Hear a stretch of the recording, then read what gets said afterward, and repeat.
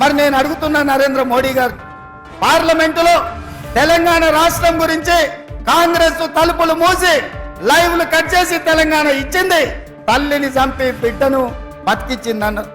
తెలంగాణను అవమానిస్తావు, తెలంగాణకు నిధులు ఇవ్వవు, తెలంగాణకు నీళ్ళ కేటాయింపులు ఇవ్వవు, ఇవేవి చేయకపోను ఇవాళ ధైర్యంగా వచ్చి తెలంగాణలో ఓట్లు అడుగుతున్నాడు నరేంద్ర మోడీ గారు. మేము కుట్ర చేయలేదంటుడు.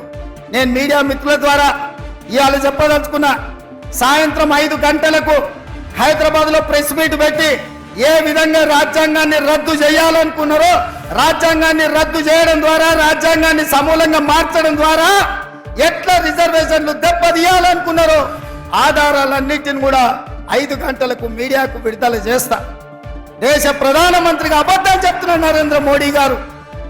మీ స్థాయికి, మీ హోదాకు ఇది తగదు. ప్రధానమంత్రి గారు, మీరు మీ పార్టీ 2000 సంవత్సరంలోనే రాజ్యాంగాన్ని సమూలంగా మార్చడానికి కమిషన్ను నియమించిండ్రు.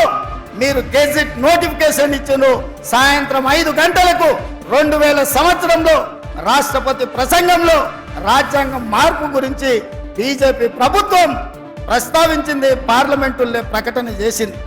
ఈ వివరాలన్నిటిని కూడా ఈరోజు దేశ ప్రజలకు నేను విడుదల చేయదలుచుకున్నా. నేను మీరు రాజ్యాంగాన్ని మార్చాలనుకుంటుంటే, రిజర్వేషన్లు రద్దు చేయాలనుకుంటుంటే అది వద్దు.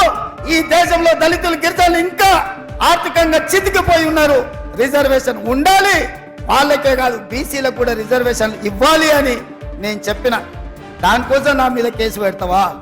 ఆ కేసులకు భయపడతానా? నేను 20 ఏళ్ల నుంచి ఎన్నో ఒడిదుడుకులను చూసినా, ఎన్నో ఆటుపోట్లను చూసినా. ఇవాళ మీరు అనుకుంటున్నారేమో గుజరాత్ నుంచి వచ్చి తెలంగాణ మీద పెత్తనం చేస్తామని. అందుకే 4 కోట్ల తెలంగాణ ప్రజలకు, మా 50 లక్షల నిరుద్యోగ యువకులకు నేను విజ్ఞప్తి చేస్తున్నా, ఇది తెలంగాణ పౌరుషానికి, గుజరాత్ ఆధిపత్యానికి ఈ ఎన్నికల్లో పోటీ. చూద్దాం తెలంగాణ పౌరుషం గెలుస్తుందో, గుజరాత్ ఆధిపత్యం గెలుస్తుందో నేను చూస్తా.